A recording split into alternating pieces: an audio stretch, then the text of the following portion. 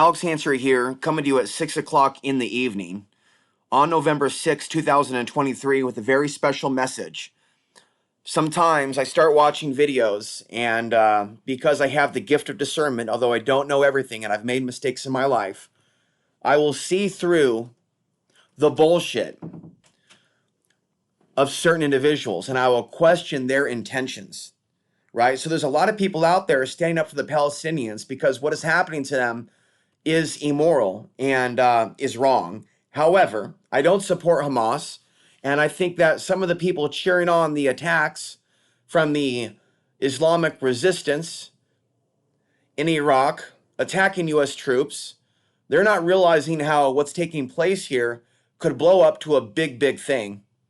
As the U.S. gets pushed out of the Middle East, they don't realize, many of these people, that I talked with Leon the Gaunt, and he foresaw this, and this being a part of a larger situation in which the U.S. troops come back because eventually they'll be fighting the Chinese and Russians.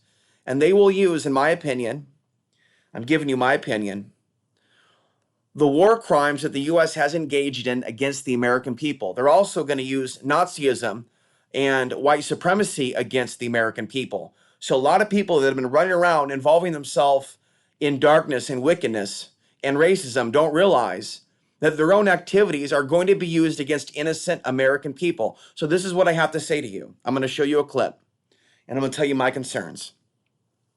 There are people in our world now at protests, involved in social media, involved in various things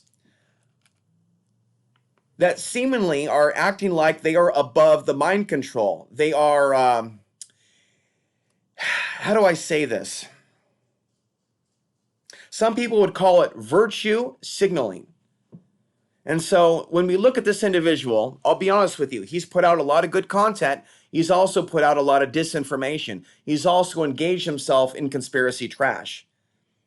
And so while he says that he sheds a tear for the Palestinians, I ask the question, does he really care about Muslims? Does he really care about the victims of war in Afghanistan or Iraq? Is his own hands clean of disinformation? Well, doing a brief little search online, apparently he made a statement years ago about Muslims taking over America. And here he is in this clip on the Dean Show acting like he is above that. And so I'm here to tell you there's a lot of people in our world that are saying that they're against racism, that they're against war, that they care about Muslims, and that they're true Christians. And if you take a little bit of a closer look at what they say about other groups or what they said years ago, they're really not all that innocent. And yet society is so unintelligent that they won't realize the history of some of these individuals. So we can ask ourselves, has Rick of True TV had a moment of clarity, right? Is he experiencing what we would call his own individual shift in consciousness? I don't believe in a collective one, but individually, right? We can come to know the true God and serve God, even if some people have been pastors for years and have been preaching fear of Muslims for years. But here we have him on the Dean Show. And I am so broken by it, Eddie. I'm waking up at 3 o'clock in the morning and I'm praying for Palestinian children, and I start crying, and I can't look at the videos. I start sobbing. I break down. I cry. It is disturbing me so much. I've never had anything in my life disturb me so much as what's happening to the Palestinian people in the last several weeks. It grieves me. It troubles me. Assalamu alaikum. Greetings of peace. Thank you guys for tuning in. Get ready, everyone. My next guest is none other than Senior Pastor Rick Wiles from the Flowing Streams Church. Pastor Rick has also his own news TV show. Many of you have been sharing his intriguing, insightful videos with me. Now, before we bring Pastor Rick out and make history here, for those that don't know who he is, let's go ahead and play this video that went viral with Pastor Rick sharing some very important history. When the Islamic warrior Saladin conquered the Crusaders and took control of Jerusalem, all right, he entered into an agreement that that the Muslims would protect the Christian churches. And so he appointed 2 Muslim families. Both of these families have been in Jerusalem for, close to 1,000 years. And each generation has passed down the key. Right. The physical key. Mr. Judah said that the key he presently has is 800 years old. It's incredible. He had another key, but it broke. And this is a Muslim. I mean, yes. Adbi Judah is a Muslim. And he said it's a great honor for a Muslim to hold the key to the Church of the Holy Sepulchre, which is the most important church in Christendom.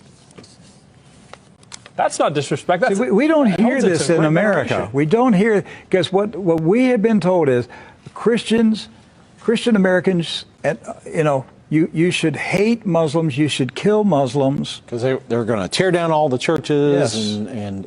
and basically just ransack them and everything else. But here we have 2 families that for nearly 1,000 years have actually been watching over Christian churches. That's right. So who planted into our minds here in America that we should hate and kill Muslims?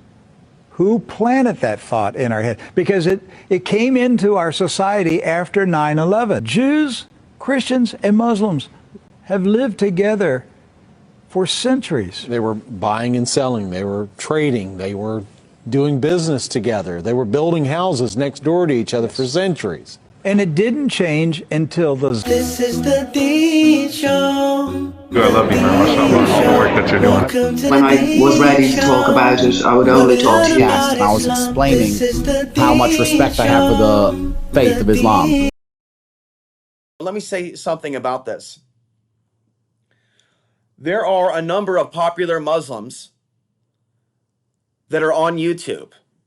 Okay, Muslims are not being held back from speaking their truth on YouTube. Some of them have millions of viewers, but let me tell you something.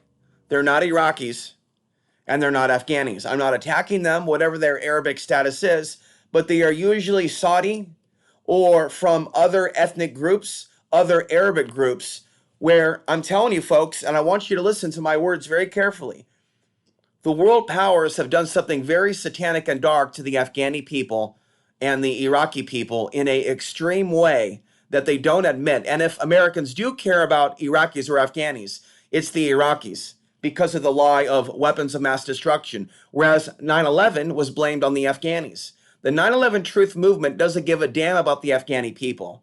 And if there ever is any concern from the Afghani people, you will hear Tom Horn, you will hear Rick Wiles talk about, oh, those poor Afghani Christians that are now going to be killed by the Taliban. Why does one have to be a Christian for their life to matter?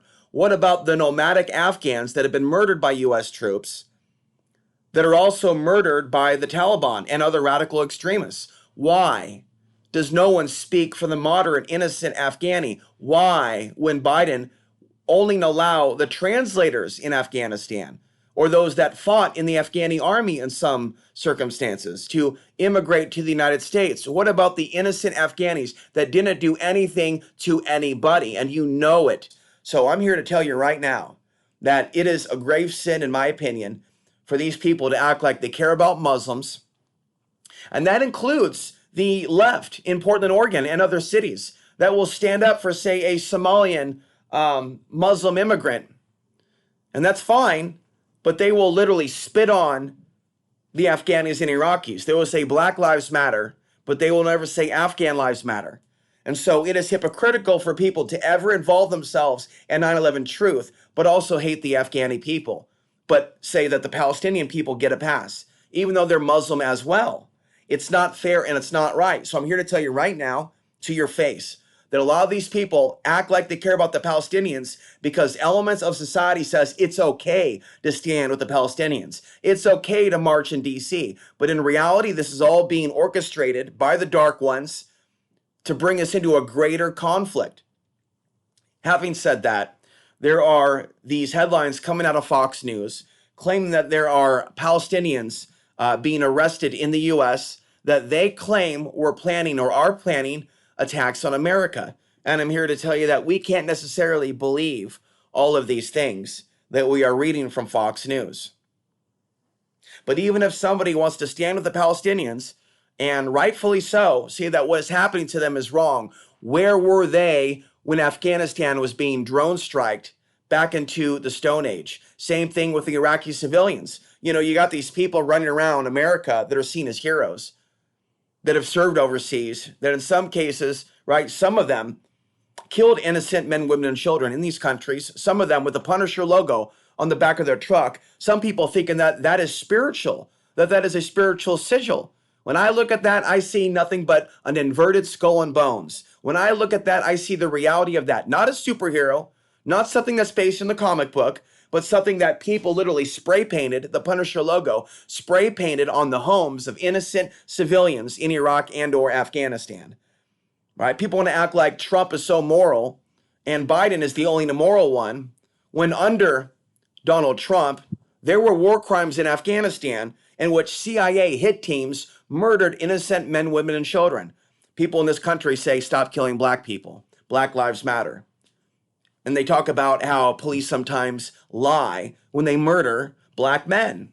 But when it comes to stories that they admit in the news about Afghanis and Iraqis, but specifically in this case, Afghanis, being murdered in cold blood and a drop gun being placed at their body, that is a gun being thrown in their direction so they can say that they were being fired on when those families did nothing to them. And so I'm here to say that what you're seeing right now is grandstanding. And you need to ask yourself, right?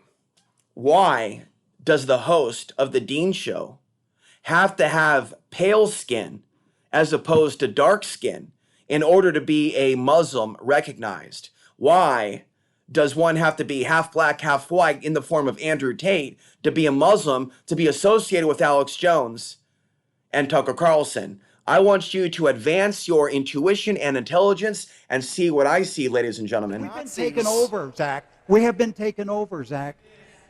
Aren't you afraid to say that? No, they're going to kill us, Jim. My God, Jim, they're going to kill us someday. They kill us now or later. When do you want to die? When do you want to die? Later or now? But the church is denying what you're saying. It doesn't matter. I know it's true. You know it's true. They're going to listen. The church don't want to hear that. Yeah. Jim, I've got a granddaughter 2 years old. I am not surrendering this nation to Muslims.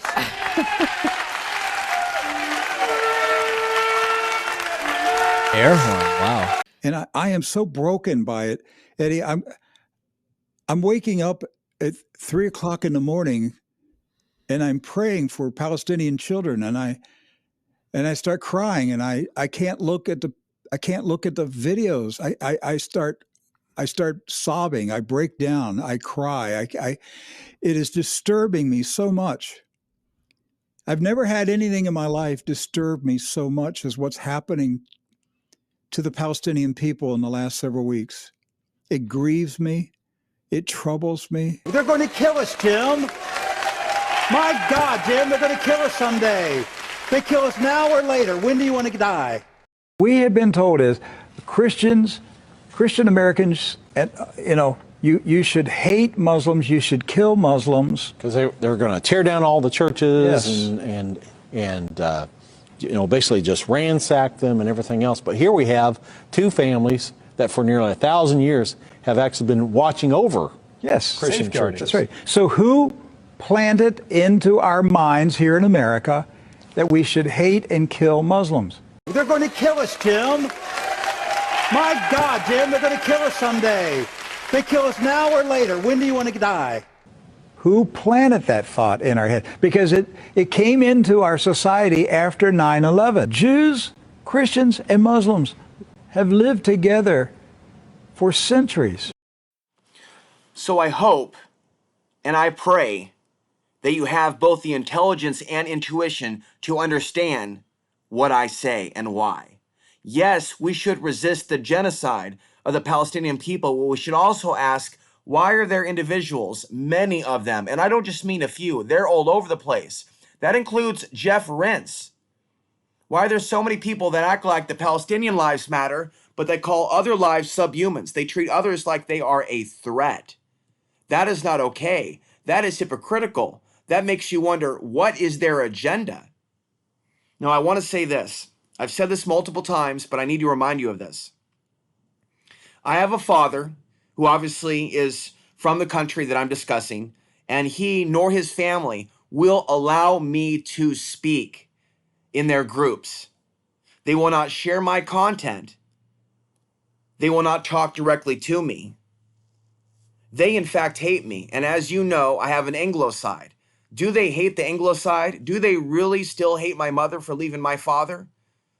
Are they that psychopathic, sociopathic, that because I won't put up with my father's abuse, that they won't let me warn them about what I see coming in their own group? Well, they also hypothesize about camps in the future. If I talk about it, I'm a conspiracy theorist. And so when I talk about the genocide of the Afghani people and the Iraqi people, I am not also saying that the Afghani people and the Iraqi people that I've come across are decent human beings. Quite the opposite. Okay, many of them are sick in the head for many reasons. Okay, but it doesn't mean that their people, that the innocent people left behind in Afghanistan should die. Nobody should be saying that innocent people should die. But I'm here to tell you that when I try to post in refugee groups around the country, they ban me and they block me. So it's not only an AI interference. When I posted and created a Facebook group in memory of the Afghani translator who was murdered in cold blood in the streets of Washington, D.C. months ago by 4 black teens who were caught on camera running away from the incident, when I posted a Facebook group in his name to try to get conversation going about the murder of these innocent individuals, nobody joined the group. Was it because nobody cared to join the group? Or was it because AI made sure that nobody saw my Facebook group? When I go over to the Dean Show and I place my comments there, they don't show up. They're not seen. Anytime that I talk about Afghan refugees or victims of war in Afghanistan, those comments on those YouTube channels never show up. And of course, I've been shadow banned for a number of years. And a lot of horrible things have happened to me in my life, although I am still alive and I haven't been knocked out and I haven't been skinned alive yet. But a lot of horrible things have happened to me as a result of being open about my mixed race heritage. Meanwhile, my father's family that have served the system, some of which have served as translators, they live lush lives. They're not rich, but they're wealthy enough to live very comfortable lives. And they have never one day out of their lives exposed 9/11 or truly exposed outside of Facebook, on YouTube, what Western powers have done to their country. So like I told you before, they will show you Rambo 1 and 2. They will skip 3, and they will show you 4 and 5. And even though there's plenty of violence in Rambo 3, they don't show you Rambo 3 on streaming video content unless you pay for it, because they risk individuals and Americans having sympathy for the Afghani people, seeing what the Russians did to them years ago, in which they killed an estimated 3 million people. And in Afghanistan, they don't count all the bodies. So while they allegedly have an inflated number, allegedly, when it comes to the Holocaust, that's what some people believe. I'm not necessarily a believer in that. When it comes to Afghanistan, the number that they have killed is way higher than the hundreds of thousands that they have counted. So I'm going to close with this. I do feel a spiritual calling to make a documentary about the truth about what has been done to Afghanistan and how a once free Afghanistan fell into ruin. But I'm telling you, all my attempts to get an Afghan scholar or a relative to help educate me, to give me the cliff notes, has failed. And I'm telling you, that is a travesty. I don't think that God is really happy with these individuals, with these relatives of mine, right? Because in a way, they have lived a good life off of blood money. And their nephew, their relative, the individual that's speaking to you now, I have lived a painful life. And yet I'm an American and I'm not a Muslim. But yet I dare to speak out against what has been done to their country. And so I have faced the consequences. And so like Martin Luther King had a dream, I too have a dream that one day I will create a special report about what has really been done to that country, and it needs to be done because the people need to know the truth. Guys, if you want to keep listening to what I have to say, I'm going to drop you a link to my Daily Motion channel. I took this off YouTube. I should bring it back, but I left it up on Daily Motion. It's an interview between myself and not a relative, but an Afghan professor in Portland, Oregon at Lewis and Clark College. Highly respected. He's a good man. And this man was really nice to me and talked to me several times.